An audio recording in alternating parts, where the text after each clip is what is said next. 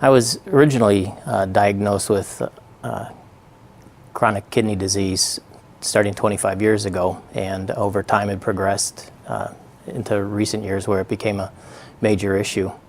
That led me to investigate hospitals and decided to go with Rush because of the one-on-one that I received with you, Dr. Hollinger, as opposed to meeting with another large hospital where I was just part of a large group. Well, you had several biopsies that were read as IgA nephropathy, and this had been a process that had been going on for a long time.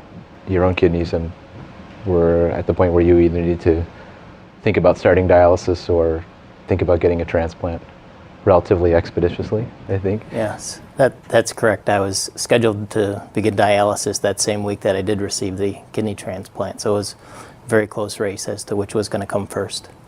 It all went really quick. The girls stepped up and tested as donors. They both tested quite well, and but in the end it was Christina that became the donor. He didn't even have to ask. Christina and I volunteered before he even had to say anything to anybody. He brought the paperwork home. I think Christina and I filled it out before it was even. Yeah, he didn't. He didn't even say that he had it. It was just laying on the counter, and we saw it, and we just filled it out, and said, "Okay, where do we send this?" So we sent it in, and then that's how everything started. And I think that was on Christmas Day, so that was a great Christmas present to know that the girls were willing to do that for me. Mm-hmm. We actually thought that it would be Katie. When at the last second there was a delay with some of the tests, or some of the test results were coming back that kind of raised a few more questions. All of a sudden we heard you were on your way back to town from spring break, if I remember correctly, and so we thought, well, if there are issues going on with Katie that need to be taken care of, let's see what we can do with Christina's evaluation. See if we can kind of work it so that this happens all during your spring break. And that's just kind of how the cards fell. Our major concern between Terry and myself was always the care of Christina, that she would receive the utmost care. It was nice to be treated like a person instead of a number. It was nice to walk into that office and have people say, "Hi Brian, how are you doing? Hi Mrs. Novak," and if they didn't know my first name, or "Hi Mr. Novak," if they didn't know Brian's first name. It was just a relief to be just treated like you mattered, and that your life is important. Patients really feel like they can call us anytime with any problem, and vice versa. We also get to know certain patients very, very well. When you have end-stage renal disease, there are really two options. One is a transplant and the other is renal replacement therapy. So renal replacement therapy is some kind of dialysis, either hemodialysis or peritoneal dialysis. Dialysis is a substitute for a functioning kidney, but it's not the same as having a functioning kidney. It requires a lot of time. Hemodialysis, as you know, requires 3 or 4 hours, 3 times a week. You're very tied to your dialysis center. It's difficult to travel. It's difficult to do other things. Without a transplant, you would still be alive, certainly, but you'd probably be on hemodialysis right now, and I think your quality of life would be not nearly as good as what it is today. So that's obviously very gratifying from our perspective. With a living donor, the recovery time is generally much faster because almost always the kidney works right away. With a cadaveric kidney, the kidney's been through a lot before donation. Whatever caused the patient to die obviously was generally hard on the kidney. Often the hospital stay for a living donor is shorter, for a living donor kidney is shorter. Your creatinine hadn't cleared, but you had good renal function before you left the operating room, so that's a good thing. Because of scheduling that day, I ended up doing both surgeries, which made for a little bit longer day for you all, but ended up working out really well. It was a long day. It was really nerve-wracking, but everyone stayed very positive, and our family stuck together, and the team was really good about coming out and keeping everybody updated about what was going on with every aspect of both my sister and my dad. So in the end, it all turned out really well. I think the donor nephrectomy went well, and you went off to sleep knowing that we were sort of in the middle, but that things were going well. Just a pristine kidney. I mean, it was a perfect kidney. So we flushed the kidney with a preservative solution and then kept it on a saline slush bath, and then switched operating rooms and got Mr. Novik's operation started.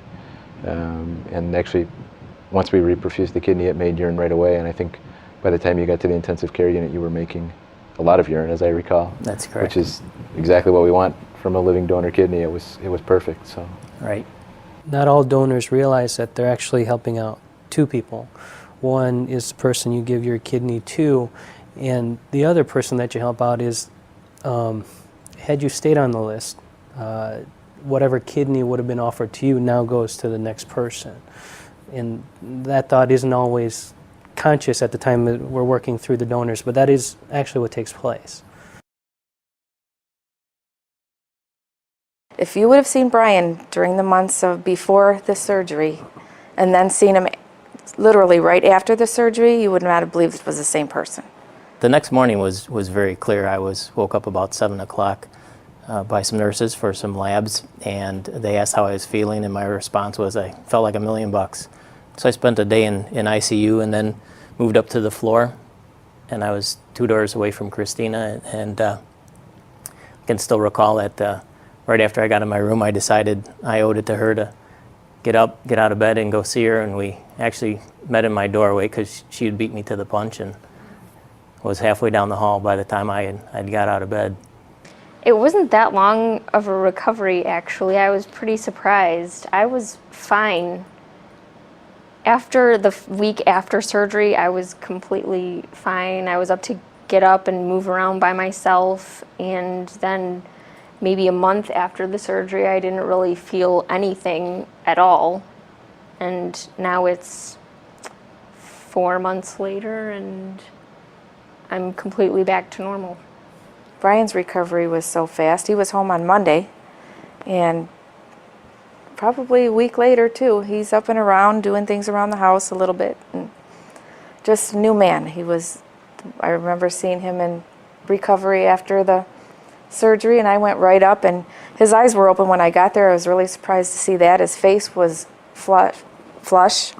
He had all the color back in his cheeks, and I asked him how he was, and he said, "I feel great." And I don't know how many times he said, "I feel great," but it just made me smile, and I said, "Oh, that's just the drugs talking." "No, I really feel great. I feel great." And then I felt great because I was relieved that they were both well, and Brian was going to be with me a few more years.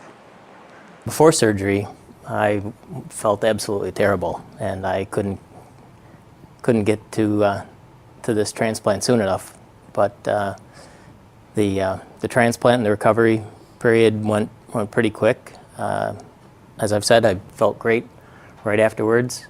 Spent about 4 weeks at home and then went back to work, and it wasn't too long after that I had complete release to do anything and everything and get to live a normal life and eat normal food again. And so, as Christina said, here I am 4 months later, and I'm doing everything that I used to do way back when. Life is normal again, and we're all going about our business, and Christina's back in college, Katie's moving out, getting her own apartment, and life is good. I love Russia, and I love the doctors, and I appreciate it very much, and I'm glad that we came to this hospital. It's very, very gratifying to know that you've gone on, and every time I call you, you're out and about, you're living your life. You're not sitting at home. You're out in being the person that you want to be. So it's nice to know that we were able to, you guys did it, but we were just able to help. There's a plaque or something on the wall that says miracles happen here, or something about miracles. They're sitting right here.